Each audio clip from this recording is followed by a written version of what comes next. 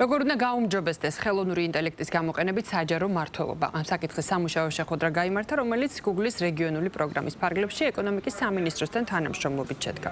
დისკუსიაში საჯარო სექტორის წარმომადგენლებმაც მიიღეს მონაწილეობა. სამუშაო შეხვედრის მონაწილეები გაეცნენ ხელოვნური ინტელექტის გამოყენებით საჯარო მმართველობის ეფექტიანობისა და შედეგიანობის გაუმჯობესების საუკეთესო საერთაშორისო პრაქტიკას, ასევე განიხილეს ამ ტექნოლოგიების დანერგვასთან დაკავშირებული შესაძლებლობები და რისკები.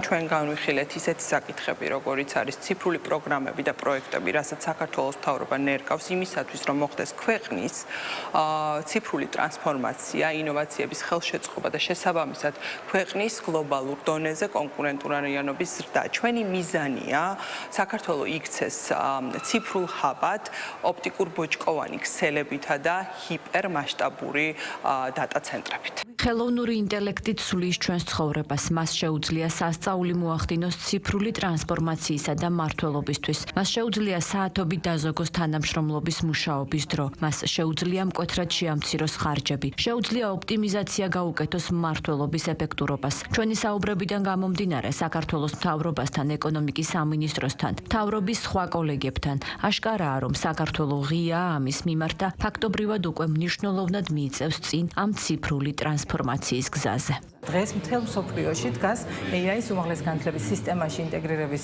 დიდი გამოწვევები, მათ შორის ეთიკის, რეგულირების საკითხები და ამ მხრივ დღევანდელი შეხვედრა უნარების გაძლიერებას, ერთმანეთის კიდევ უფრო კარგად გაცნობას, არსებული პროგრესის და გამოწვევების გაცნობას ეხმიანება და რაც ძალიან მნიშვნელოვანია, Google-ის კიდევ უფრო მეტი მონაწილეობა ამ პროცესებში არის გათვალისწინებული საქართველოში და ეს მოგცემს კიდევ უფრო მეტ საფუძველს, რომ წინ გადავთქვათ AI-ის ინტეგრირების მიმართულებით პროგრესული დადებითი ნაბიჯები.